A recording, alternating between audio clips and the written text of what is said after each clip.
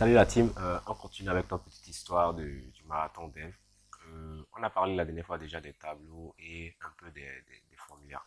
Donc aujourd'hui nous allons approfondir sur les formulaires et essentiellement faire un travail pratique. Ok, donc j'ai préparé pour vous ici un petit design de formulaire qu'on va réaliser tous ensemble là sur le web. D'accord, donc on aura formulaire, un input de nom, de prénom, un champ déroulant de sexe, date de naissance, effacé et validé. D'accord.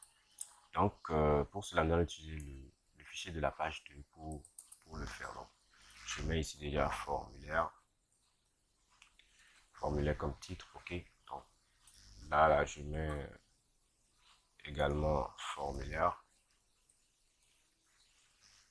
Donc, ça donne quoi? Voilà, formulaire, ok. Donc, on va commencer déjà. Je vais mettre le style ici pour qu'on ne perde pas de temps. Je vais mettre un style. D'accord, donc je fais le sélecteur universel. Je fais border IPX solide red, d'accord, pour qu'on puisse voir quand même les contours de tout ce qu'il y a là. D'accord, donc on veut réaliser ceci. Il faut d'abord qu'on puisse centrer le formulaire qui est écrit là. Ok, donc là je vais juste faire un truc sur le H1. Je mets H1 et je fais test align center. D'accord, je peux lui donner margin bottom de 30 px. Ok, donc je devrais l'avoir au centre avec un petit espacement là. Ok, donc on continue. On va amener les inputs de nom, prénom, sexe, date. D'accord, donc on va faire après ça. Je fais un commentaire, je mets formulaire. Ok, en bas, on fait le form.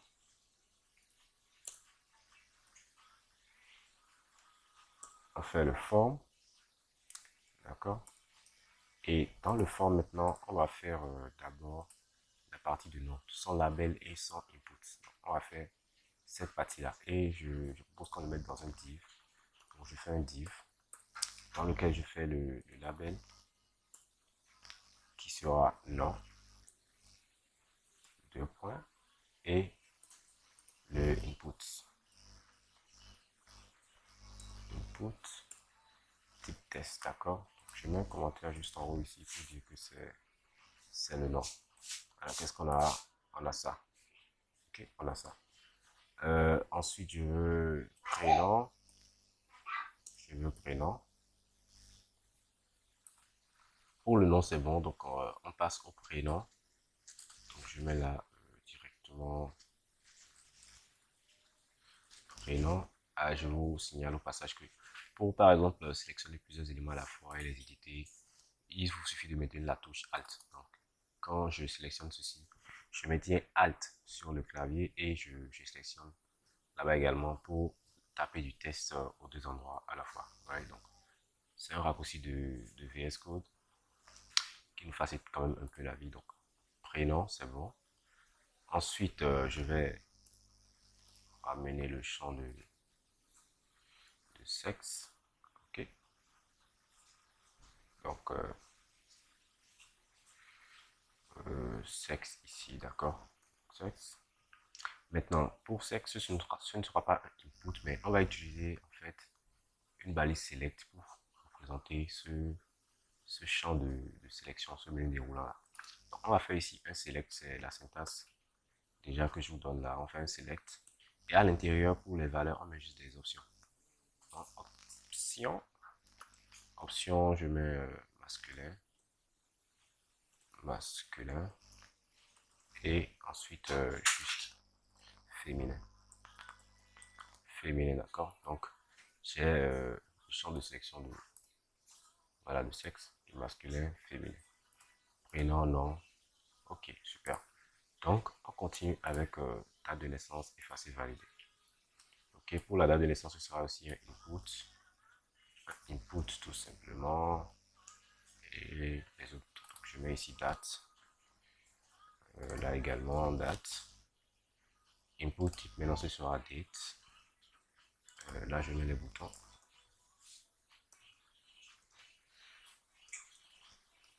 Bouton. Ok. Donc, il n'y aura pas de label ici, mais rien que des inputs. Maintenant, pour ce input, pour effacer, en fait, lorsqu'il va entrer des valeurs dans les champs ici, on veut automatiquement... Ok, donc pour les boutons effacer, valider, ce sont des inputs. Et je disais que le type, en fait, de ceci est déjà défini. Pour effacer, lorsque lui chercher des valeurs, on veut effacer tout pour reprendre à zéro. Donc, le type, ce sera un reset. Ça existe déjà, c'est déjà un truc standard. Pour le valider, ce sera le submit. Donc ici, d'abord, j'ajoute la value. Value, je mets, c'était quoi? Effacer. Effacer, ok. Et input type submit. Submit. Et je mets la valider. Valider, ok. Donc je devrais avoir un résultat plutôt pas mal déjà. Ok, j'ai tout le contenu. Maintenant, il reste à mettre quand même un peu en forme cette histoire-là. Bien, pour ce faire, pour faciliter en fait concentre un peu tout ce contenu-là. On va réduire la largeur de leur contenu, donc du forme. Tout ce forme-là, on va lui donner une largeur précise. Et je vais vous montrer une nouvelle méthode pour définir les propriétés de largeur. Ce sera le width. Ok, le width. Et pour que ça soit centré et que ça ne puisse pas perturber le design lorsqu'on modifie un peu la taille de la fenêtre, on va utiliser des valeurs en pourcentage. Donc, c'est ce qui est conseillé lorsque on veut réaliser quand même un site web responsive. Quand on parle de responsivité, responsive. Responsive, ça veut dire que ça s'adapte à tous les écrans. Donc, quand ça sera sur téléphone, ça va ressembler à quoi? Quand ça sera sur tablette, sur PC, ainsi de suite. Il faut que quand même votre site web puisse s'adapter en fonction de l'écran automatiquement. Donc, c'est ça en fait la responsabilité côté web. Alors, pour cela, il est conseillé d'utiliser des valeurs en pourcentage. Donc, ici, je mets par exemple que le formulaire aura 60%. 60%, ça veut dire que ce forme a une largeur de 60% comparativement à son conteneur direct. C'est-à-dire, qu'est-ce qui contient le forme? Le forme, il est situé dans quelle balise au-dessus? C'est le body. Donc, la taille du body, au total, on calculera 60% qu'on donnera aux formes en fait. Donc, c'est comme ça que ça va se passer. Sur le résultat, regardez ce que ça donne. Ok, vous voyez, donc ça, cette largeur-là, c'est 60% de la taille totale du body. Donc, quand on diminue ça, ça s'adapte automatiquement et ça prend les 60% à chaque fois. D'accord? Donc, c'est quand même un peu responsive. Maintenant, il nous faut centrer tout le formulaire. Et pour ça, une autre technique, c'est de faire le margin auto. Ok? Donc, quand je fais le margin auto, automatiquement, il va se centrer. D'accord? Vous voyez? Donc, il se centre. Et c'est super. Ok? Maintenant, entre chaque ligne, nous allons créer un espacement, un certain espacement. Donc, au niveau des divs, nous allons faire quoi déjà?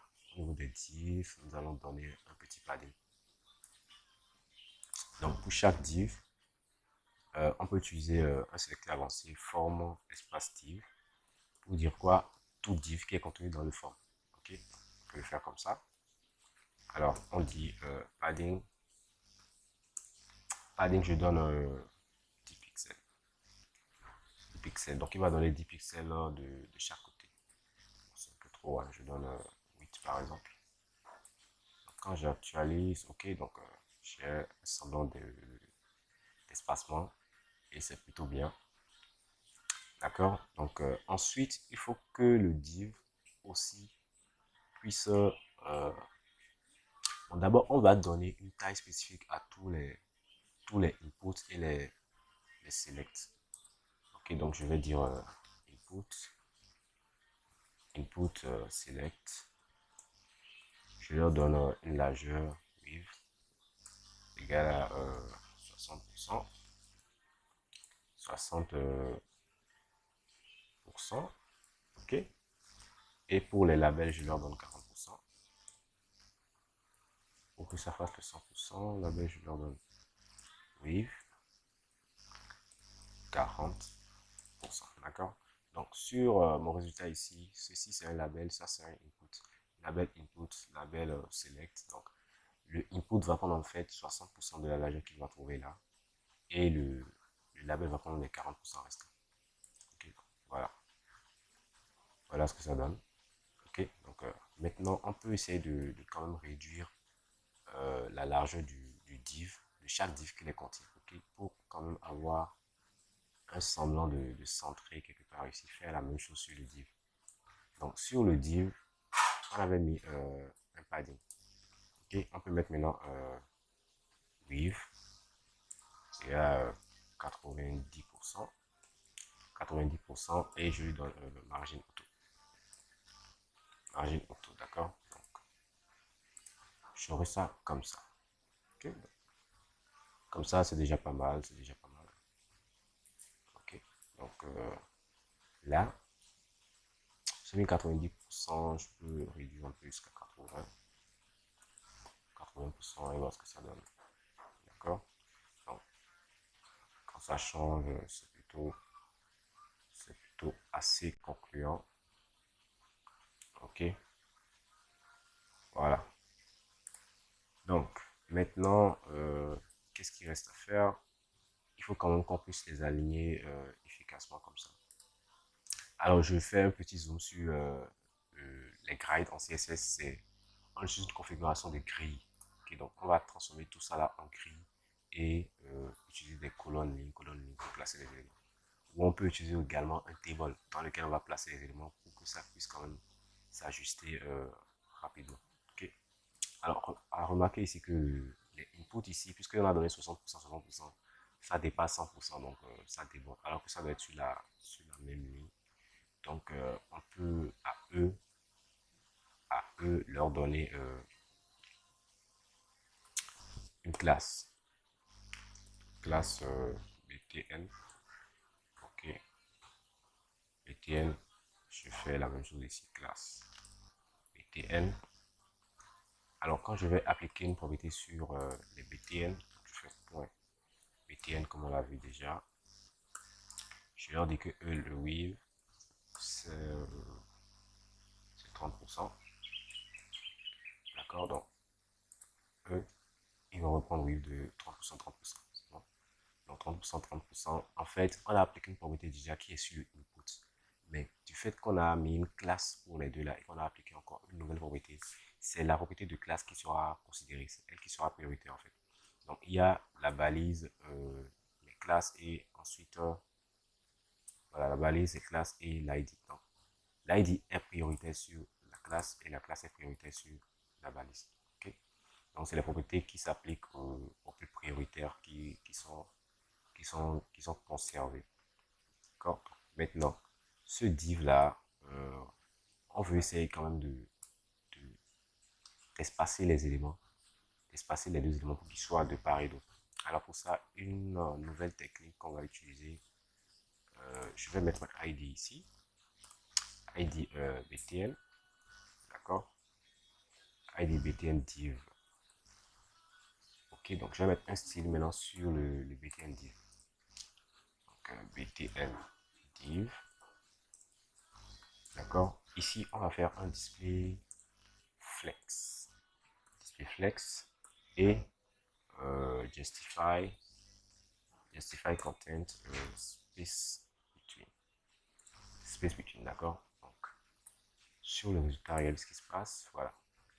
Donc il les dispose en flex. Le flex en fait, c'est que les éléments à l'intérieur seront plus facilement manipulables et on peut les disposer comme on veut. Donc on pourra faire un space between, un space around ou autre chose. Donc quand je fais un space around, par exemple, ça veut dire que ça va les entourer chaque élément de l'espace. Okay, donc comme ça, c'est plutôt pas mal aussi. Donc on peut le faire ainsi. Ok, ensuite il nous reste à bien disposer les noms, prénoms, dates et les champs en fait. Ok, donc c'est ce qu'on va faire maintenant. Alors pour ça, on peut juste, vous voyez ce résultat là, on peut juste essayer d'avoir un résultat comme ça. Et pour ceci, en fait, on va faire la même chose que ceci, un display flex sur les éléments. D'accord? Donc on fait un display flex sur les éléments comme ça. Justify content space around sur chaque div. Et donc le contenu de chaque div sera disposé comme ça, puisque leur largeur est déjà totale. On ne va pas sentir les espacements au milieu ici, on va pas sentir les espacements. Donc puisque la largeur est totale, ils vont se coller entre eux et on va obtenir un résultat comme ça. D'accord? Donc, sans ceci, voilà ce que ça donne. Ok, donc on était à ce niveau-là. Quand j'ajoute maintenant displayFlex, justify content space avant, alors ça fait juste ceci. Alors peu importe space avant ou space between, ça aura toujours le même résultat, puisque comme je l'avais dit, l'espacement, en fait, la largeur des éléments est totale. Ok, donc on a un résultat comme ça. On peut essayer de disposer nom, prénom, tout ça au centre ou de les amener totalement au bout ici. Donc pour les labels, on peut faire test align end. D'accord. Quand on fait test align end, ils vont tous se retrouver là et c'est plutôt pas mal déjà, hein, pas mal. On peut ajouter juste un petit padding. Donc, padding right de 15 pixels. D'accord là. Ok, super. Bon, ça marche. C'est un peu plus cool comme ça. Et sur ce div là, le div qui contient les boutons, je vais donner un espacement supplémentaire. Donc je vais faire un padding top de 20 pixels pour que en fait celui-ci pousse un peu en bas. Alors quand j'actualise, ok, c'est bon. Super. Alors on peut voir le rendu sans ce style là. Sans ça, qu'est-ce que ça donne? Ok, on a un formulaire comme ça. Pas mal, pas mal. Quand j'écris quelque chose là, déjà ici également, que je fais effacer, le type reset fait que tout est effacé. D'accord, donc je fais ça, la date, je choisis une date. Ok, je fais valider. C'est bon, c'est comme si c'était envoyé. Tout ça sera géré ensuite par d'autres langages de programmation qui vont venir compléter le HTML et CSS, notamment JavaScript et PHP, pour gérer les enregistrements, la récupération des données et tout ça. HTML, c'est juste pour le style d'abord, l'interface, la première vue, juste ça, ok. Donc voilà, on peut essayer d'arranger un peu ou juste laisser ça comme ça, c'est déjà pas trop mal. Alors, on peut ajouter une bordure sur le formulaire. On va faire la bordure ici, border 2 pixels, black, solide avant ça. Solide. Ok, donc là, on peut voir un peu comment c'est. C'est plutôt bien déjà. On peut également ramener pour que la bordure s'étende jusqu'à celui-là. On peut le ramener à l'intérieur du formulaire. On prend tout ce H1 qu'on ramène à l'intérieur du formulaire. D'accord? Il sera maintenant à l'intérieur de la bordure. Ok, donc c'est plutôt pas mal comme résultat déjà. Voilà, c'est pas si différent de ce qu'on a tracé ici. Sexe masculin, féminin, la date, nom, prénom, effacé et validé. Ok, donc ce sera tout pour cette vidéo. Merci de nous avoir suivis. Je vous invite à vous abonner, à liker, à partager et à rester scotché. Je prends toutes les questions, tous les commentaires en inbox ou en commentaire si vous voulez. Si vous n'arrivez pas à faire quelque chose, vous avez des soucis à un certain niveau, vous pouvez m'écrire directement. Je vais voir comment vous aider. Et si vous avez également des suggestions, des propositions à faire, c'est ouvert à toute discussion. Je suis ouvert à toute discussion. On peut se coincer en ligne, et discuter un peu. Donc, sur ce, je vous dis ciao et à la prochaine.